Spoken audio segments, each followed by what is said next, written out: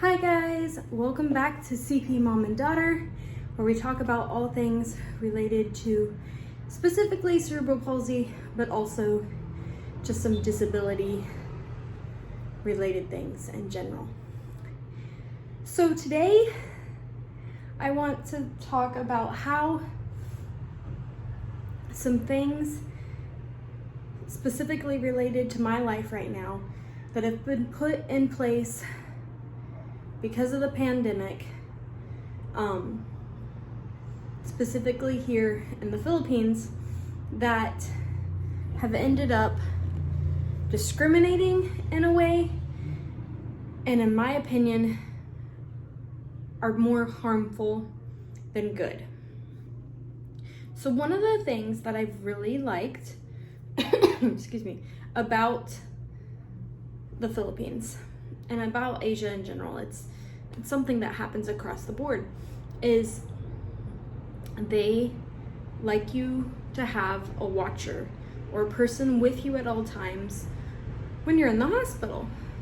And to me, it makes a lot of sense, because if you have a doctor come in and they say something and you either don't understand what they said, or maybe they've misinterpreted something and then you're confused, like there's a lot of error that could possibly happen, and that could be dangerous.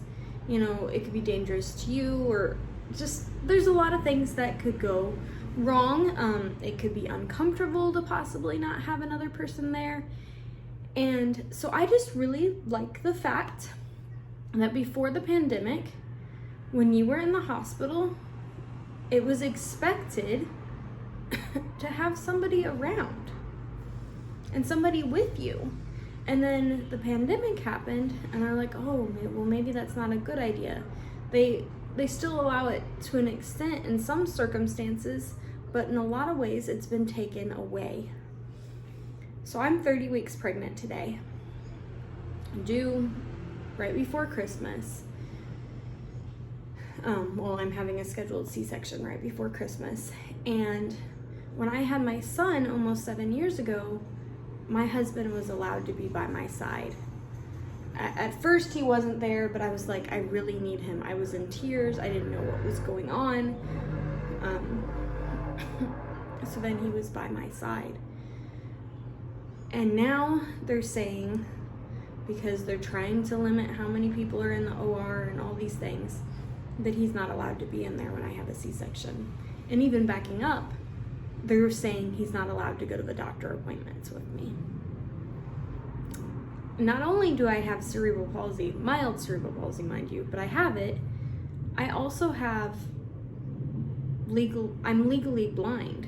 So seeing the ultrasound, seeing the detail, being able to look at something and say, oh, should I ask about that? Or, oh, should I ask about that? Or just, you know, wondering if I remembered to even ask the doctor everything.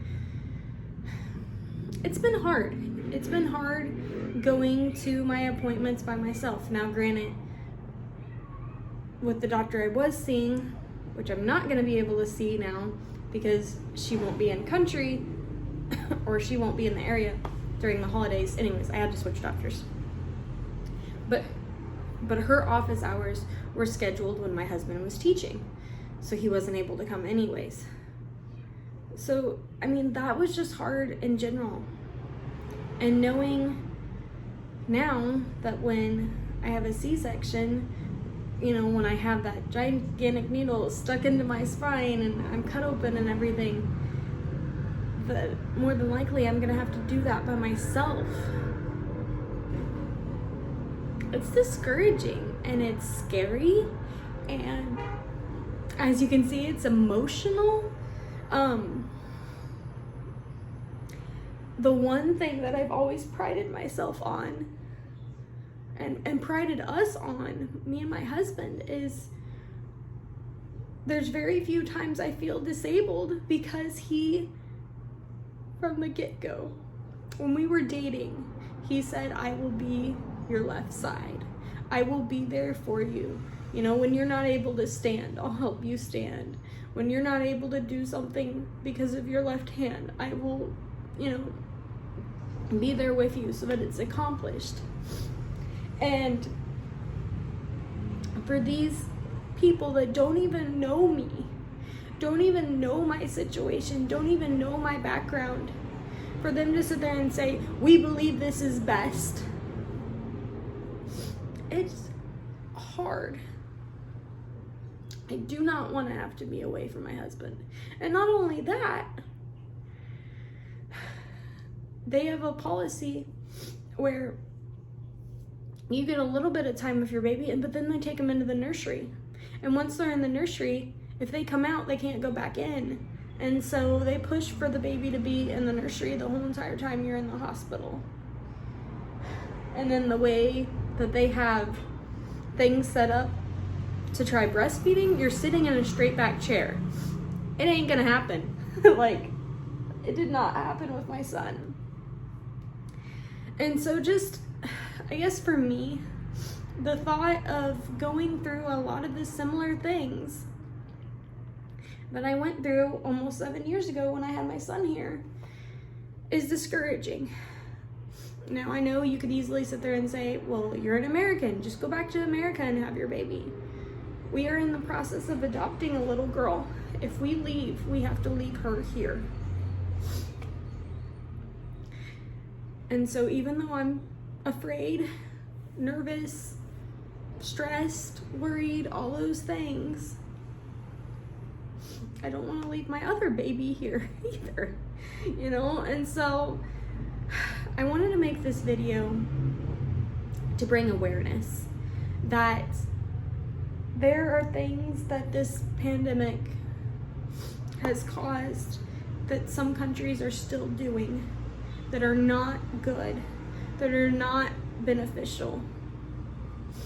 I mean, we talked about in the US how many people had to die alone, in nursing homes and hospitals because we didn't want people to get COVID. We're not meant to do life alone. Now, I'm a believer, and so I'm going to speak about that for a minute. But the Lord did not make us to do life alone, especially those moments that are extremely hard. He says that he'll walk with us, and so I rest in that. I take comfort and encouragement in that. But he's also given us each other. So if you're a person that prays, I ask you to pray. I ask you to share this with others, that there are people with disabilities because of things that are left over from the pandemic that they are having to go through. There's policies that are being made and rules and regulations that do not consider those with disabilities at all. And I think that's why it's important that when these rules and regulations are made, that there's somebody at the table that has a disability. There's somebody that decision would majorly affect. Because if we're not including people, if we're not thinking about them, then we're making a huge, huge mistake. So thanks for watching. Thanks for caring. Thanks for following along on our journey. If you liked this video, give it a thumbs up, and don't forget to like and subscribe, and we'll see you next time. Bye. God bless.